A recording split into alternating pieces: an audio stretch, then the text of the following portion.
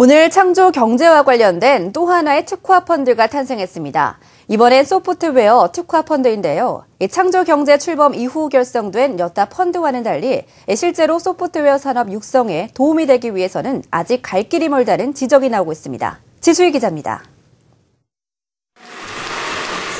200억 원 규모의 소프트웨어 특화 펀드가 탄생했습니다. 소프트웨어 분야 초기 기업에 집중 투자하는 펀드로 미래부가 소프트웨어 산업 육성을 위해 만든 펀드입니다. 미국의 경우에 보면은 초기 창업 기업의 97%가 엔젤 투자 방식의 자금 조달, 이거를 통해서 우리가 잘 알고 있는 페이스북, 구글, 드롭박스 이런 세계적인 소프트웨어 기업들이 배출이 되고 있습니다. 특히 소프트웨어 분야의 벤처 투자가 전체 투자의 20-30%를 차지하는 미국에 비해서 우리나라는 매우 저조한 실정이다라고 봐집니다. 하지만 소프트웨어 산업에 실질적으로 도움이 되기 위해서는 보완해야 할 점이 많습니다. 우선 이번 펀드에 자금을 출자하고 운영하는 소프트웨어 공제조합은 소프트웨어 관련 사업자들을 대상으로 한 보증과 대출 업무를 주로 할 뿐 벤처 투자 경험이 전혀 없습니다. 소프트웨어 특화 펀드 경험은 지난 2009년 당시 자금만 투입한 것이 전부입니다. 소프트웨어 공제조합은 관련 분야의 전문성을 강조하고 있지만 전문 투자 경험이 없다는 것은 치명적인 약점입니다.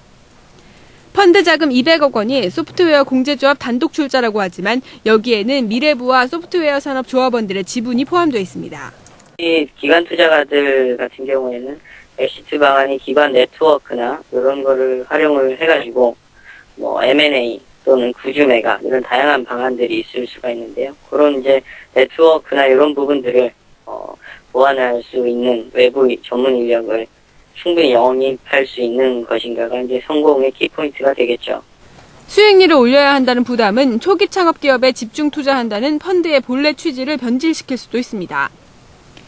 이번 펀드의 경우 200억 원 가운데 창업 단계 기업의 의무 투자 자금은 약 60억 원입니다. 나머지 140억 원은 이미 성장 단계나 글로벌 단계 기업에도 투자할 수 있습니다.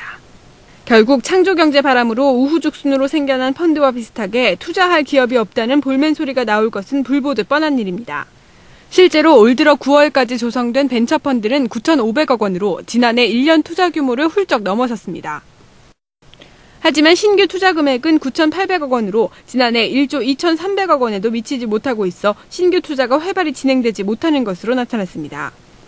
관련 업계 전문가들은 정부의 소프트웨어 산업 지원 정책도 유행에 따른 단기간 자금 투자에 그칠 것이 아니라 인재개발과 지식재산권 보호 등의 구체적인 지원책이 필요하다고 강조했습니다. 한국경제TV 지수희입니다.